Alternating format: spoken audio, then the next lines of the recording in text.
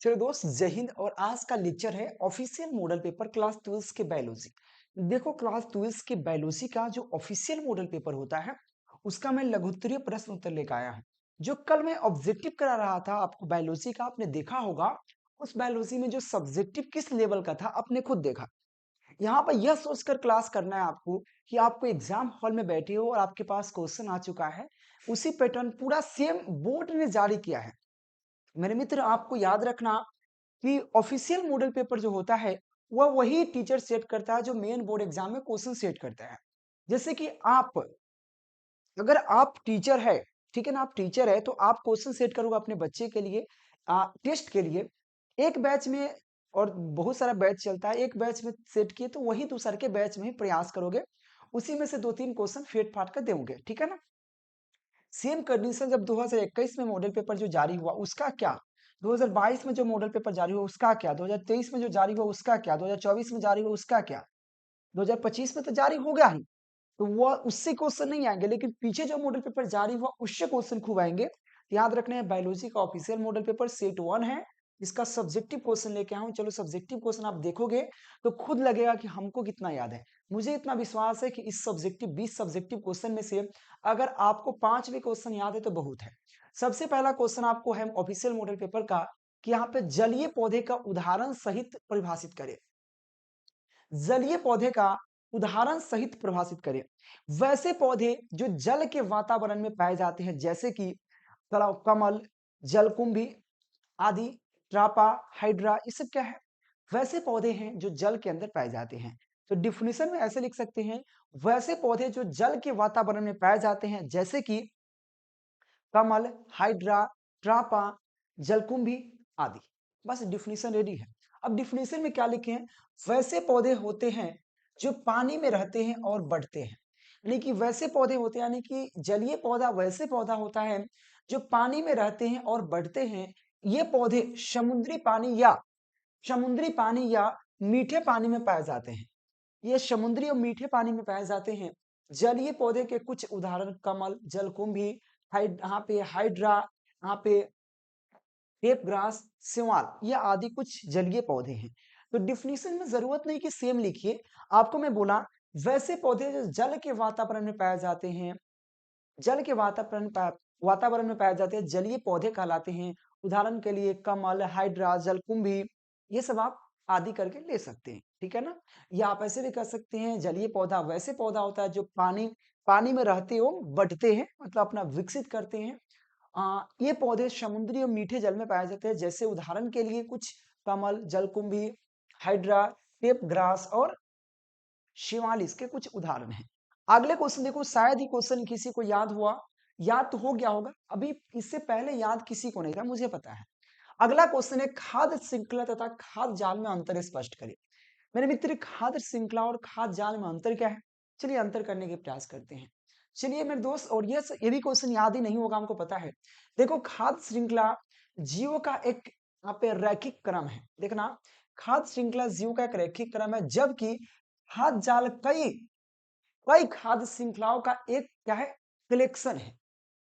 समझो इस चीज को। पहले पहला पॉइंट जो है, यानी कि खाद्य श्रृंखला और खाद्य जाल में अंतर करना है। तो खाद्य श्रृंखला जो होता है जीवों का एक रैखिक क्रम है। जो खाद्य जाल होता है, खाद्य श्रृंखला जो होता है, वो जीवों का एक रैखिक क्या है, अब रैखिक क्रम है। और जब बहुत सारे रैखिक क्रम को एक साथ कलेक्शन करेंगे तो हमारा खाद्य जाल कहलाएगा। तो खाद्य जाल कई खाद्य श्रृंखलाओं का एक कलेक्शन होता है।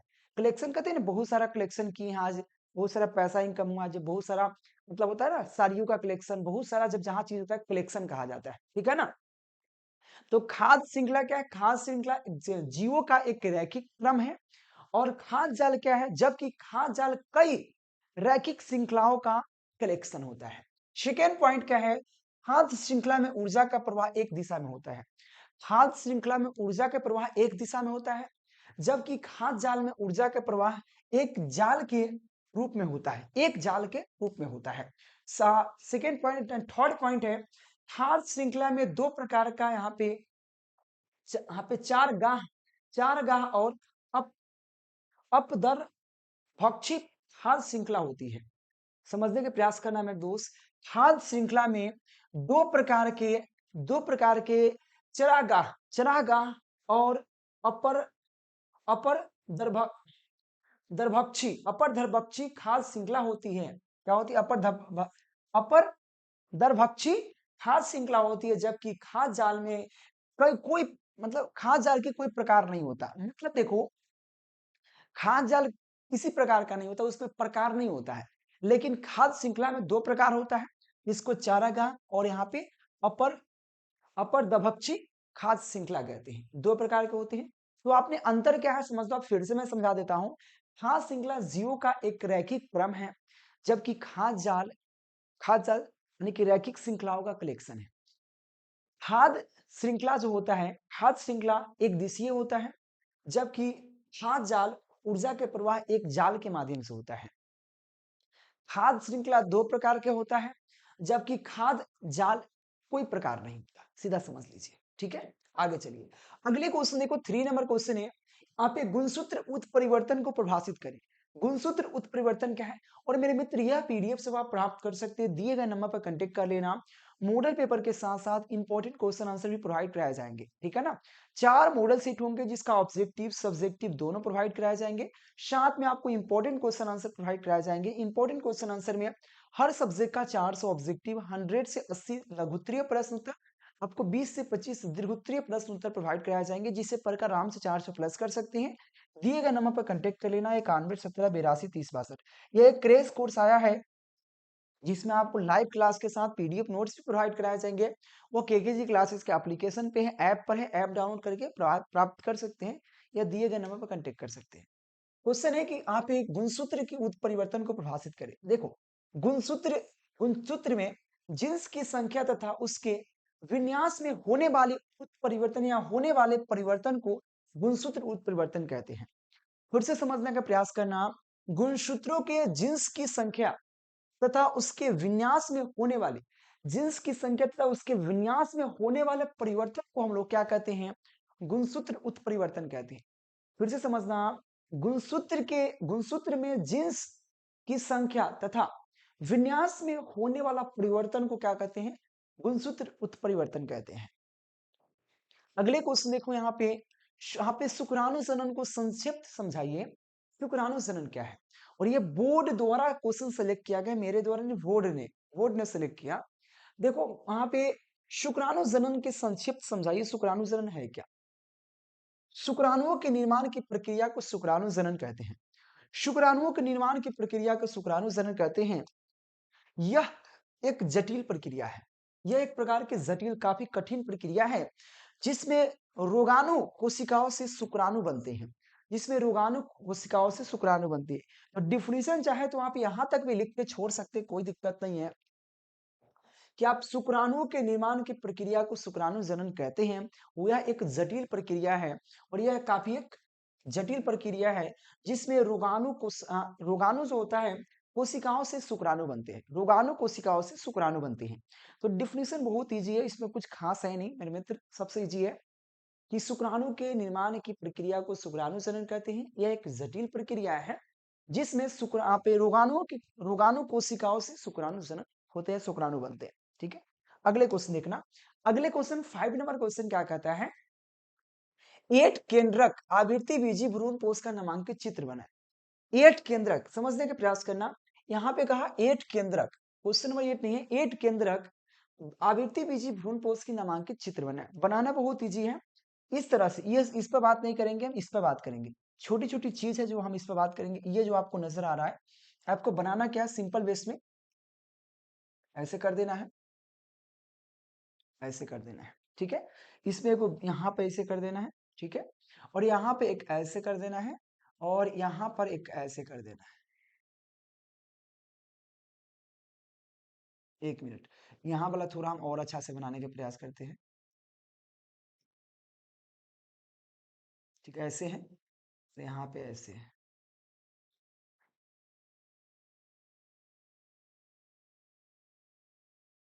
ठीक है ना।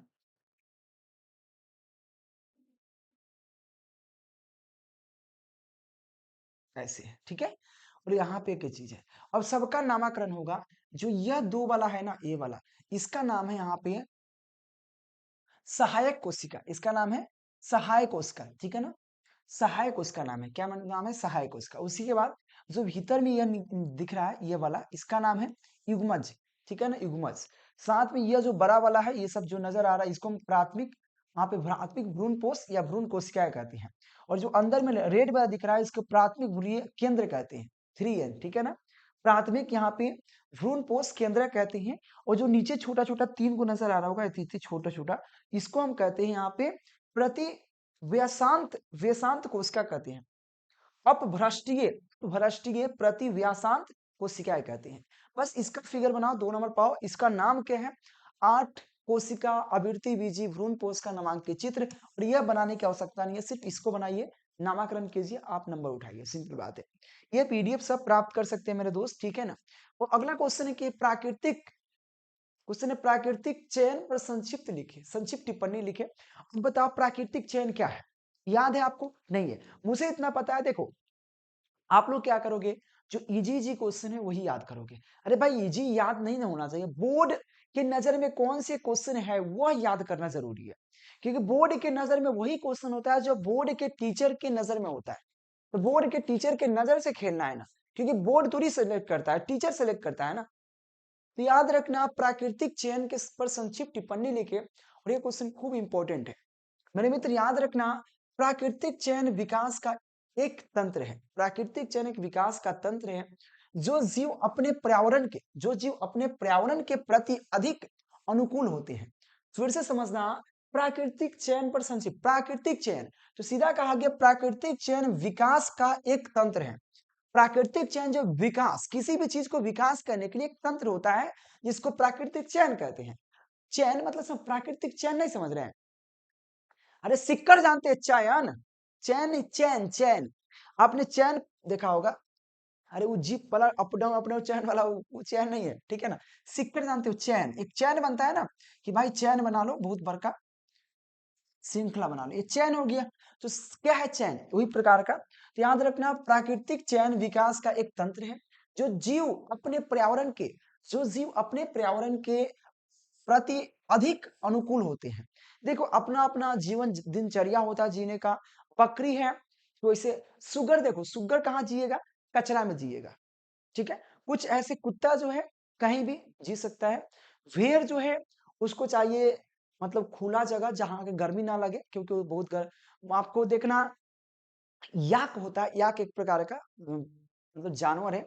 याक जो होता है ठंडे प्रदेश में जीता है। तो हर हर मतलब हर पौधा अपना मतलब सॉरी, हर जीव अपने अपने प्रति पे अनुकूलन में, प्राकृतिक अनुकूलन में जीना सीखता है। हर पौधे हर अनुकूलन में नहीं ढल सकता, हर जीव हर अनुकूलन में नहीं ढल सकता। पहाड़ी इलाका में जाओगे तो पेड़ पौधा मिलेगा खाली बड़ा बड़ा, एथी वाला पेड़ मिलेगा एकदम, इस वाला एथी की तरह, त्रिभुज की तरह, मतलब सॉरी शंकु की तरह, ठीक है ना।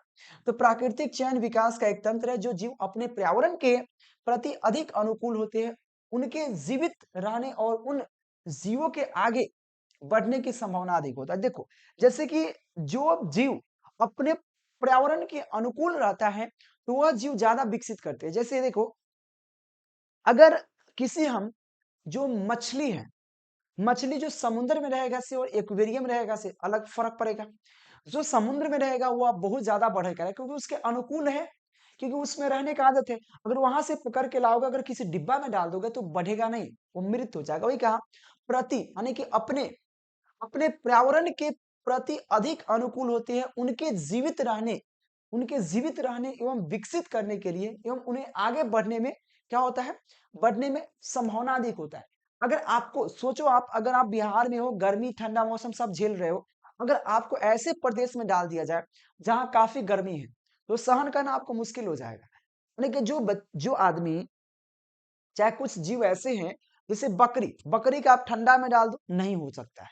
वहां भेड़ होगा, बक्कर हो सकता है, बकरी नहीं जीवित रह सकता है। कुछ ऐसे जीव होते हैं जो गर्मी पसंद करते हैं, कुछ ऐसे जीव होते हैं जो ठंडे पसंद करते हैं।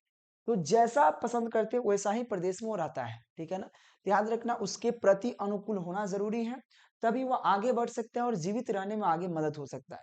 तो उसको जीवित रहने और आगे बढ़ने में एवं जीवों के आगे बढ़ने में संभव अधिक हो जाता है। अगले क्वेश्चन देखिए जरा, क्वेश्चन है कि पारिस्थितिकी विविधता को प्रभावित करे। पारिस्थितिकी विविधता को प्रभावित करे मेरे दोस्त क्या है, किसी खास इलाके में मौजूद पारिस्थितिकी तंत्र के बीच की विविधता, किसी खास इलाका इलाका कुत्ते का होता है, शेर अकेला आता है। डायलॉग सुने हैं, इलाका कुत्ते का होता है, शेर अकेला आता है, लेकिन दोनों जानवर हैं।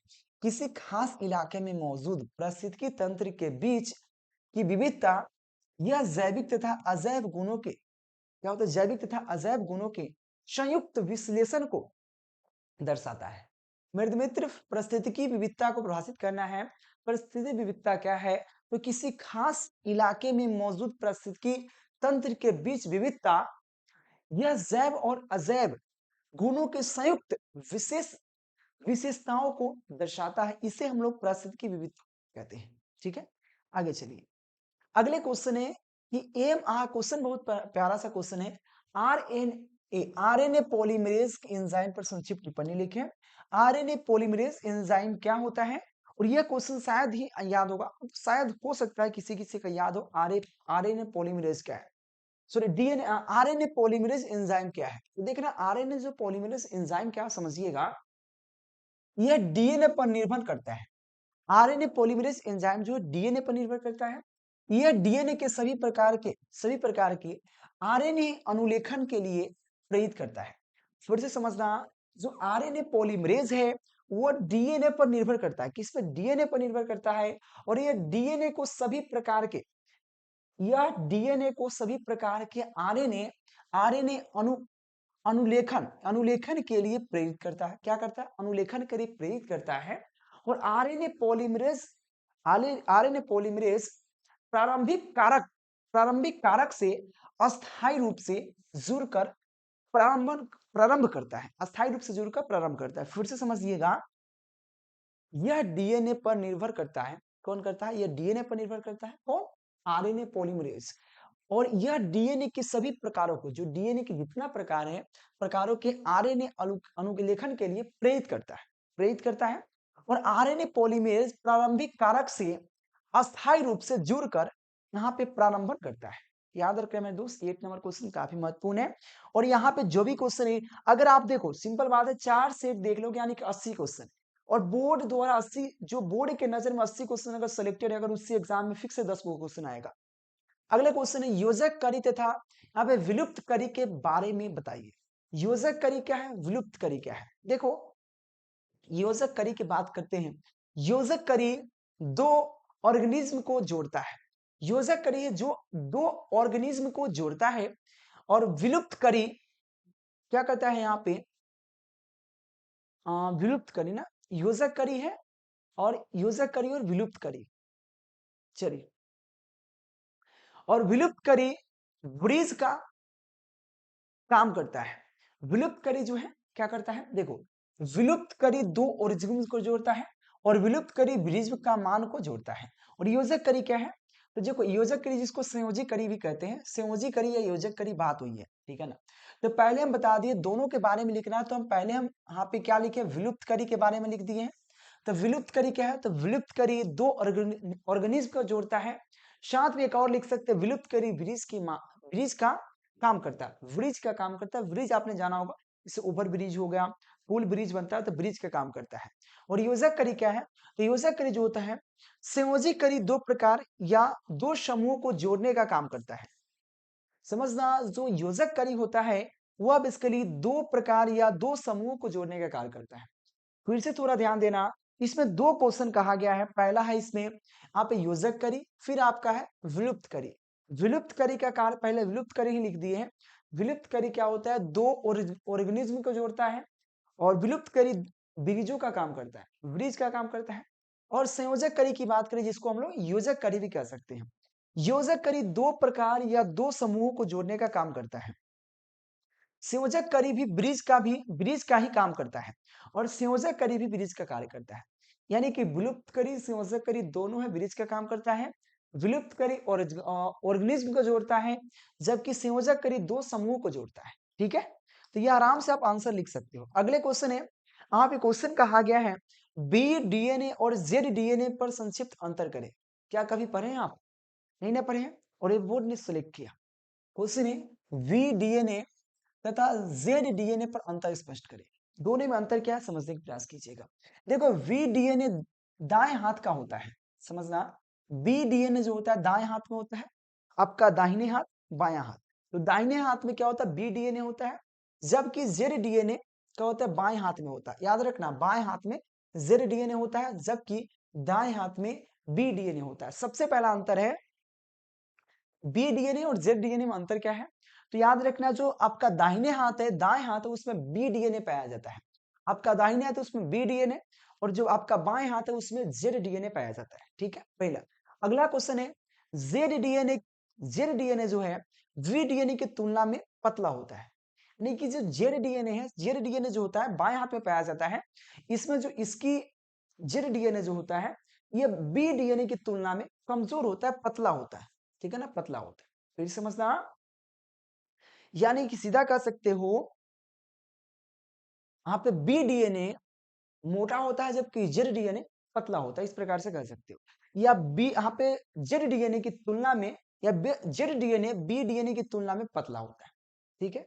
अगला, जेड डीएनए कई मुख्य मुख्य खांचा नहीं होता है।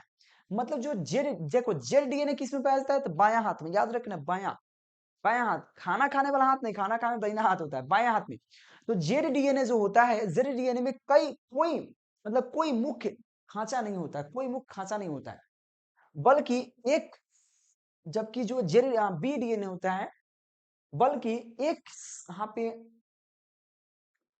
संकीर्ण और गहरा छोटा खांचा होता है, किसमें बी डीएनए में। यहाँ पे छूट गया, बल्कि बी डीएनए में, बी डीएनए में, डीएनए में एक क्या होता है संकीर्ण, संकीर्ण और गहरा छोटा खांचा होता है। याद रखना, सिंपल मैं आपको अपने अपने लैंग्वेज में बताने का प्रयास करूं तो सिंपल है, वी डीएनए में दाहिने हाथ में पाया जाता है, जेड डीएनए में बाएं हाथ में पाया जाता है। उसके बाद बी बी डीएनए मोटा होता है जबकि जेड डीएनए पतला होता है। अगर इस डिफिनेशन को ले तो क्या कर रहा है, बी डीएनए की तुलना में पतला होता है कौन, जेड, यानी कि जेड पतला है बी मोटा है। तो बी डीएनए यानी कि दाहिना बी डीएनए मोटा होता है, जेड डीएनए पतला होता है। सब आप फिर और लिखोगे, बी डीएनए क्या होता है, बी डीएनए में खांचा होता है, बी डीएनए में खांचा होता है, जेड डीएनए में खांचा नहीं होता है। इस तरह से आप लिख सकते हैं। अगले क्वेश्चन है पर परागण को उदाहरण सही समझाए। शायद ये किसी को याद हो सकता है, ये बच्चे को याद होना चाहिए, अगर ये भी याद नहीं है तो चुल्लू भर पारी है यार, डूब मारो, कोई फायदा नहीं है। देखो अब कितने स्टूडेंट इस पे कमेंट करेंगे सर पढ़ते तो है, पढ़ते कितना पढ़े। भाई देखो पढ़ते हैं, पढ़ने का भी तरीका दो होता है। मेहनत सबको ही करते हैं, मेहनत सबको ही करते हैं। एक कलेक्टर भी सिर्फ एक साइन भी करता है, और कुदारी चलाने वाला भी साइन करता है, मतलब कुदारी चलाने वाला भी मेहनत करता है और साइन करने वाला भी, लेकिन दोनों में फर्क है। तो स्मार्टली तरीका से आपको पढ़ना है, आपको बोर्ड के दिमाग से खेलना होता है। एग्जाम मतलब होता है बोर्ड के दिमागों से खेलना।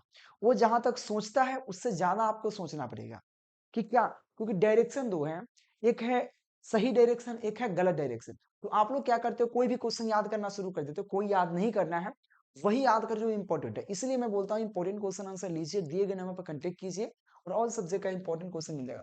पर परागण को उदाहरण सहित समझाइए। देखो जब किसी एक पौधे के फूल का परागकण उसी प्रजाति की किसी, हो सकता है कि जब एक पौधे जैसे कि गुलाब का फूल है, यहाँ पे क्या गुलाब के फूल है, वाह क्या फूल बना है, इधर भी गुलाब के फूल होना चाहिए। ठीक है, और गुलाब के फूल हो। देखो जब एक पौधा जो है यहाँ पे, एक पौधे के, सिंपल कहा, जब किसी एक पौधे के फूल के, जब किसी एक पौधे के फूल के परागकण उसी पौधे, उसी प्रजाति के किसी किसी दूसरे पौधे के उसी प्रजाति, यानी कि प्रजाति सेम होना चाहिए, ऐसा नहीं कि प्रजाति अलग अलग। ये कमल का फूल है तो ये भी कमल होना चाहिए, ये गुलाब है तो ये भी गुलाब, ये मतलब आम है तो ये भी आम होना चाहिए। तो ये कहा जब किसी एक पौधे के फूल के परागकण उसी जाति के किसी दूसरे फूल, नहीं उसी जाति के किसी दूसरे पौधे के फूल के वर्तिकाग्र तक पहुंचता है, यानी कि उसी जाति के दूसरे पौधे के फूल के वर्तिकाग्र तक पहुंचता है, तो इसे पर परागण कहते हैं। समझ में आया कि नहीं, फिर से, जब किसी एक पौधे के फूल से परागकण निकलकर या परागकण उसी जाति के उसी जाति के किसी दूसरे पौधे के वर्तिकाग्र तक पहुंचता है तो इसे हम लोग कहते हैं परपरागण। ठीक है, अगले क्वेश्चन है नर नसबंदी के बारे में बताइए। देखो नर नसबंदी क्या होता है, आपने नसबंदी सुना होगा, नर नसबंदी क्या है? देखो नर नसबंदी में क्या होता है, जैसे कि आप लोग औरतों में देखे होंगे, खासकर स्त्री में, सब वो बच्चे उसके 2-3 बच्चे हो जाते हैं तो फिर उसका ऑपरेशन कर दिया जाता है, आपने सुना होगा। नॉर्मली होता है ऑपरेशन कर दिया जाता है। ऑपरेशन में क्या होता है, उसको क्या उसको नसबंदी ही कहा जाता है एक प्रकार का। उसमें नस जहां से स्पर्म अंदर जाता है उसको बांध दिया जाता है कि अगर कोई पुरुष उसके साथ जब संभोग करे, संभोग मतलब सेक्स करे, सीधा समझ लीजिए सेक्स करे, उसमें जो स्पर्म निकल रहा है, शुक्राणु जो निकलेगा वो अंडाणु तक नहीं पहुंच पाएगा जिससे वो प्रेग्नेंट नहीं होगी। नॉर्मली गर्ल्स में ही मतलब औरत में होता है। लेकिन कभी कभी जब जो नर नसबंदी मतलब पुरुषों की बात कर रहे हैं, पुरुष का भी अगर छोटा मोटा सर्जरी हो, सर्जरी में क्या किया जाता है, जैसे कि अडकोस होता है, अडकोस का जब सर्जरी होता है तो उस समय नर नसबंदी का कारण बन जाता है। तो अडकोस का जब हम लोग क्या करते हैं उसमें, जब ऑपरेशन या सर्जरी करते हैं, सर्जरी का ऑपरेशन ही कहते हैं, सर्जरी करते हैं तो उसमें क्या करता है, जो शुक्राणु जहां बनता है उसको मतलब कट जाता है, तो ये कहा गया समझना। पुरुष नसबंदी एक छोटा सा सर्जरी है, एक छोटा सा सर्जरी होता है जिसमें शुक्राणुओं को लिंग से निकलने वाले व्रीय तक पहुंचने से रोका जाता है। जो लिंग से जो वृषण से जो शुक्राणु निकलते हैं उसको लिंग तक पहुंचने से रोका जाता है, वही कहा गया पुरुष नसबंदी एक छोटा सा सर्जरी है, ऑपरेशन है, मतलब छोटा सा, जिसमें शुक्राणुओं को लिंग से निकलने वाले व्रीय, शुक्राणुओं से लिंग से निकलने वाले व्रीय तक पहुंचने से रोका जाता है। वीर्य अभी भी मौजूद है, ऐसा नहीं कि जब वहां पे नर का नसबंदी हो गया तो वहां पे वीर्य खत्म हो जाता है, वीर्य अभी भी मौजूद होता है, वीर्य अभी भी मौजूद है, लेकिन उसमें शुक्राणु नहीं होता है, लेकिन उसमें शुक्राणु नहीं होता है। पुरुष नसबंदी के बाद वृषण, वृषण अभी भी शुक्राणु बनाता है लेकिन शरीर उन्हें सोख लेता है। ऐसा नहीं कि उसका नसबंदी हो जाएगा तब जो वृषण होता है आपका, वृषण वह शुक्राणु नहीं बनाता है, शुक्राणु अभी भी बनाता है, लेकिन उसका क्या होगा, नसबंदी हो चुका है, इस वजह से उसमें जो शुक्राणु बनेगा वो आपकी शरीर उन्हें सोख लेगा और उसमें सिर्फ क्या होगा, स्पर्म निकलेगा, वह उसमें शुक्राणु नहीं होगा। तो ये कहा गया पुरुष नसबंदी एक छोटा सा सर्जरी है जिसमें शुक्राणुओं को लिंग से निकलने वाले व्रीय तक पहुंचने से रोका जाता है। व्रीय अभी भी मौजूद होते हैं, अभी भी मौजूद है, लेकिन उसे शुक्राणु नहीं होता, लेकिन उसमें शुक्राणु नहीं होता है। पुरुष नसबंदी के बाद वृषण में अभी भी शुक्राणु बनते हैं लेकिन उसे शरीर सोख लेता है। ठीक है, अगले क्वेश्चन देखिएगा जरा। अगले क्वेश्चन है बाह्य एवं आंतरिक निषेचन में अंतर स्पष्ट करिए। बाह्य एवं आंतरिक निषेचन क्या, चलिए समझने के प्रयास करते हैं। देखो जंतुओं में निषेचन बाह्य एवं आंतरिक दोनों प्रकार के होते हैं। जंतुओं में जो निषेचन होता है बाह्य एवं आंतरिक दोनों प्रकार का होता है। ठीक है ना, अगर अब यहां समझना, अगर अंडाणु शुक्राणु के द्वारा शरीर बाहर निषेचित होता है, फिर समझना, मैंने कहा आपसे अगर अंडाणु शुक्राणु के द्वारा शरीर के बाहर निषेचित होता है, तो अगर शरीर के बाहर निषेचित होगा तो वह बाह्य निषेचन कहलाता है। फिर से समझना, उस डिफिनेशन यहां से है बाह्य निषेचन का कि अगर अंडाणु शुक्राणु के द्वारा शरीर के बाहर निषेचित होगा, अगर अंडाणु शुक्राणु के द्वारा शरीर के बाहर निषेचित होगा तो उसे हम बाह्य निषेचन कहते हैं। ठीक है ना, जैसे मेढक, ठीक है ना, जैसे कि मेढक, ठीक है ना, जैसे मेढक। फिर यहां से आंतरिक, जब अंडाणु मादा के शरीर के अंदर ही शुक्राणु के द्वारा निषेचित होता है तो उसे आंतरिक निषेचन कहते हैं, जैसे कीट, मनुष्य आदि। ठीक है, देखो निषेचन जो होता है दो प्रकार का होता है, बाह्य निषेचन, आंतरिक निषेचन। जब अंडाणु के द्वारा जब अंडाणु शुक्राणु के द्वारा शरीर के बाहर निषेचित होता है तो उसे बाह्य निषेचन। जब अंडाणु शुक्राणु के द्वारा शरीर के अंदर निषेचित होता है तो उसे आंतरिक निषेचन कैसे, जैसे कि कीट है, मतलब कुछ कीट है, मनुष्य है, इसमें होता है आंतरिक निषेचन, लेकिन मेढक में बाहरी निषेचन होता है। अगले क्वेश्चन देखिएगा जरा। अगला क्वेश्चन है आप वर्णन अयोग्य चिन्हक से आप क्या समझते हैं। यह पहली बार आपने क्वेश्चन देखा होगा अरे भाई कहाँ से धूप आ रहे हैं। क्वेश्चन है कि वरण योग्य चिन्हक से आप क्या समझते हैं। वरण योग्य चिन्हक क्या होता है, उससे आप क्या समझते हैं, यह क्वेश्चन आपसे पूछा गया है और काफी महत्वपूर्ण क्वेश्चन है। तो याद रखना, प्रतिरोधी जीन को वरण योग्य चिन्हक कहते हैं। क्या कहते हैं? प्रतिरोधी जीन को योजक क्या कहते हैं? प्रतिरोधिक जीन को योजक चिन्हक कहते हैं। प्रतिरोधिक जीन को वरण योजक चिन्ह कहते हैं। याद रखना किसको? प्रतिरोधी जीन को ही क्या कहते हैं? योजक चिन्ह, वरण योजक चिन्हक कहते हैं। ठीक है ना।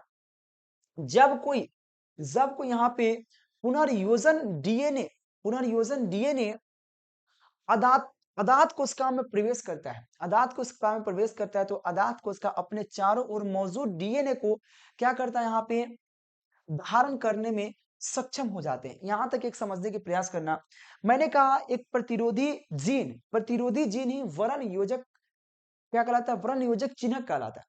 प्रतिरोधी जीन ही जो होता है वरण योजक चिन्हक कहलाता है। जब कोई पुनर्योजन डीएनए आदात कोशिकाओं में प्रवेश करता है, तो आदात कोशिका अपने चारों ओर मौजूद डीएनए को धारण करने में क्या होता है? मौजूद डीएनए को धारण करने में सक्षम हो जाता है। अगर इस पुनर्योजन डीएनए में प्रतिजैविक के प्रति यहाँ पे प्रतिरोधी जीन हो, तो इस प्रक्रिया में प्रतिरोधी जीन को वरण योजक चिन्ह कहते हैं। मेरे मित्र थोड़ा सा डेफिनेशन कठिन है यह, लेकिन इजी ही है मान लो तो, क्योंकि अपने तरीके से हम पूरा इजी लेके आए हैं। अगला क्वेश्चन तो बहुत निम्नलिखित में बीमारियों का रोग जनक का नाम लिखिए। क्वेश्चन में है क्षय रोग, फलेरिया, एड्स और दाद। यह चार है जिसके आपको रोग जनक का नाम है। तो सबसे पहले है यहाँ पे क्षय रोग। क्षय रोग जो होता है माइक्रोबैक्टीरियम ट्यूबर कुलोसिस से होता है। याद रखना, माइक्रोबैक्टीरियम ट्यूबर कुलोसिस से होता है। याद रखना, क्षय रोग किससे होता है? याद रखना, माइक्रोबैक्टीरियम ट्यूबर कुलोसिस से होता है क्षय रोग। उसका बाद फलेरिया जो होता है किससे होता है? निम्नोड परजीवी एक प्रकार जिससे फलेरिया फैलता है। एड्स किससे होता है? तो एड्स होता है मानव इम्यूनोडोफिशियंस वायरस से होता है। याद रखना, एड्स जो होता है इम्यूनोडोफिशियंसी वायरस है एक प्रकार का जिससे एड्स होता है। दांत जो होता है ट्राइकोफाइटन एक प्रकार का जीवाणु है जिसके कारण क्या होता है? दादर होता है। तो चार जीवाणु है जिसके नाम है, क्योंकि यह जीवाणु का नाम वहां पर दिया गया था, बस उसका आंसर एक एक लिख देना था, सिंपल है। ठीक है ना। प्लीज आप लोग चैनल को सब्सक्राइब कर लेना। डेली शाम को 7 बजे, डेली 8 बजे क्लास चलता है, 2 क्लास 7 से 8, 8 से 9। अगले क्वेश्चन है यहाँ पे अनिषेक जनन से आप क्या समझते हैं? उदाहरण सहित समझाएं। अनिषेक जनन क्या होता है इसको समझाइए। देखिए समझिए, प्रयास करना। अनिषेक जनन निषेचन के बिना अंडाणु में वृद्धि और विभाजन द्वारा वायरस का निर्माण होना अनिषेक जनन कहलाता है। फिर से समझिए, नहीं समझ में आया होगा। कहा मैंने दोस्त, अनिषेक जनन निषेचन के बिना, अनिषेक जनन होता है निषेचन के बिना अंडाणु में वृद्धि और विभाजन द्वारा वायरस का निर्माण होना है। यानी कि बिना निषेचन का अगर जो जनन हो रहा है उसे अनिषेक जनन कहते हैं। सीधा तौर पर समझिए, यानी कि अनिषेक जनन जो होता है निषेचन के बिना अंडाणुओं में वृद्धि विभाजन द्वारा वायरस का निर्माण होना अनिषेक जनन कहलाता है। वहां पे नर मधुमक्खी और यहाँ पे ततैया एक प्रकार का कीड़ा है। ततैया में यहाँ पे अनिषेक जनन होता है। देखो, नर मधुमक्खी और ततैया जो होता है एक प्रकार का क्या है, उसमें अनिषेक जनन होता है। और अनिषेक जनन क्या है? तो बिना निषेचन के जब अंडाणु वृद्धि करते हैं तो उसे अनिषेक जनन कहा जाता है। फिर से समझिए, जब बिना निषेचन के जब अंडाणु में वृद्धि होता है, वृद्धि और विभाजन होता है, तब उसे अनिषेक जनन कहते हैं। ठीक है ना। जैसे कि आपको नर मधुमक्खी, ततैया, इस प्रकार के कुछ उदाहरण है। अगले क्वेश्चन देखो। क्वेश्चन है वहां पे वंशावली विश्लेषण से आप क्या समझते हैं, एक कैसे उपयोगी है? वंशावली विश्लेषण क्या है? तो वंशावली विश्लेषण मानव जीन की विरासत का अध्ययन करने का एक वैज्ञानिक तरीका है। थोड़ी समझना। यहाँ पे वंशावली आपने सुना होगा। वंशावली विश्लेषण क्या है?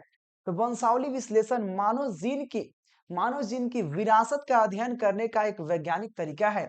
यह एक अनुवांशिकी उपकार है जिसका इस्तेमाल किसी विशिष्ट गुण गुण, विकार या जीन की पीढ़ियों के माध्यम से विरासत का पता लगाने के लिए किया जाता है। देख लो वंशावली मेरे दोस्त, अभी जो बिहार में खूब चल रहा था, आ, मतलब खेतों का जनगणना, मतलब जो खेतों का इति होने वाला था, अब होता ना खेत, लोग खेत का क्या होने वाला था, खेत का कुछ मतलब हमको निकल नहीं रहा बाहर, ठीक है। खेत का मतलब जांच पड़ताल हो रहा था, जिसको हम क्या था कि खेत का जनगणना कर सकते हैं, खेतों का जनगणना इस प्रकार से कर सकते हैं, ठीक है ना। तो वो बेसिकली क्या था, जमीनों का मतलब रजिस्टर कैसे है उसके बारे में विश्लेषण कर सरकार करवा रहा था। तो उसमें वंशावली का जरूरत पड़ रहा था। वंशावली, वंशावली क्या है, तो उससे क्या विरासत, आपका जो विरासत है उसका अध्ययन कहलाता है, उसी को वंशावली। लोग तो वंशावली बनवाने के लिए कहाँ कहाँ कभी कोर्ट जाते थे, कभी ब्लॉक जाते थे, किसी को वंशावली। तो वंशावली विश्लेषण मानव की विरासत के अध्ययन का एक वैज्ञानिक तरीका है। यह अनुवांशिकी उपकार है जिसका इस्तेमाल जो है किसी विशिष्ट गुण, विकार या जीन की पीढ़ी के माध्यम से विरासत के पता लगाने के लिए किया जाता है। तो वंशावली इसीलिए बनाया जाता था ताकि आपका जमीन सही में आप ही का है ना, इसीलिए वंशावली का उपयोग, जो विरासत है भाई, आपका विरासत है, आपके दादा परदादा का, तो वंशावली बनवाइए, सिंपल है, ठीक है। अगले क्वेश्चन है, परजीवी जंतुओं के हानिकारक कुप्रभावों का वर्णन करें। तो परजीवी जंतु ऐसे जीव होते हैं जो अन्य जीवों पर निर्भर रहते हैं और उसके पोषण से प्राप्त होते हैं। देखो सिंपल है, परजीवी पौधे वैसे पौधे होते हैं जो अन्य जीवों पर निर्भर होते हैं, अपना खुद कुछ नहीं होता है, दूसरे पौधे या दूसरे जीवों पर निर्भर होते हैं और उससे पोषण प्राप्त होता है और उससे पोषण प्राप्त करते हैं। यह इजी क्वेश्चन है। अगले क्वेश्चन देखिए, क्वेश्चन है, प्राथमिक और द्वितीयक लसिका का अंगों का नाम लिखिए। तो प्राथमिक और द्वितीयक लसिका का अंग क्या है? तो प्राथमिक लसिका का अंग जो है आपका अस्थि मज्जा है, थाइमस ग्रंथि है, यह इसके लिए प्राथमिक लसिका का नाम हुआ। द्वितीयक लसिका में जो आता है वो आपका लसिका ग्रंथि है, यहाँ पे पेली पेलिया, ठीक है ना, पेलिया ग्रंथि है। उसके बाद यहाँ पे है टोन टोनिसिलिलस, यहाँ पे क्या है, टॉन्सिलस। टॉन्सिलस एक प्रकार का, ये सब क्या, द्वितीयक लसिका ग्रंथि। फिर से समझना, प्राथमिक लसिका जो ग्रंथि है या अंग है आपको अस्थि मज्जा और थाइमस ग्रंथि।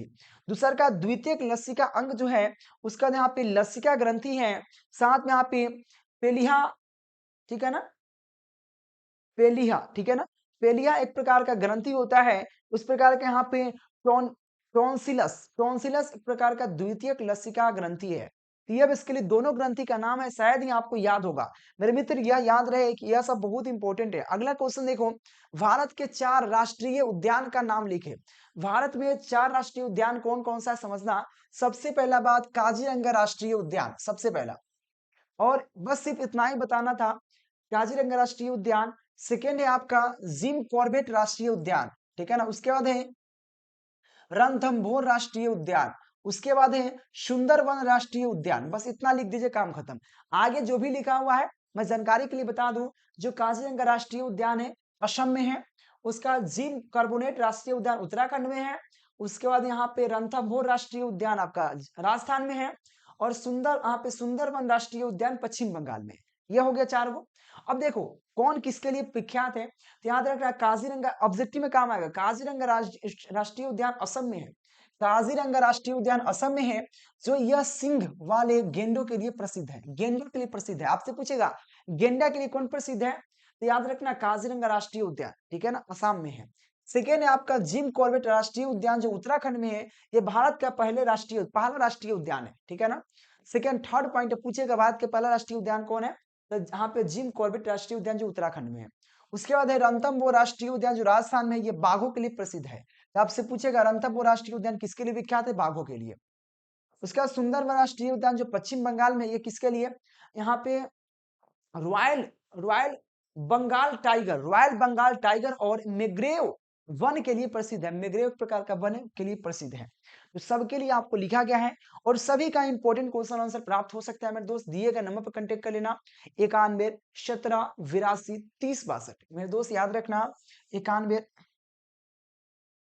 91 17 82 30 62 25 पर आपको पूरे इंपॉर्टेंट क्वेश्चन और क्रैश कोर्स भी 21 तारीख से स्टार्ट हो रहा है। 199 का कोर्स है, ले लेना 40 दिनों में 400 प्लस का, लेने के प्रयास जरूर कीजिएगा। ये लेक्चर कैसा लगा आपको? ऐसे करके आपको 4 लेक्चर ऐसे मिलेंगे जो आपको ऑफिशियल मॉडल पेपर का होगा, जो बोर्ड ने जारी किया है। तो आज के लेक्चर में इतना ही रखते हैं मेरे दोस्त। Thank you watching for this video. मिलते हैं नेक्स्ट लेक्चर के नेक्स्ट वीडियो के साथ, तब तक बाय मेरे दोस्त, थैंक यू।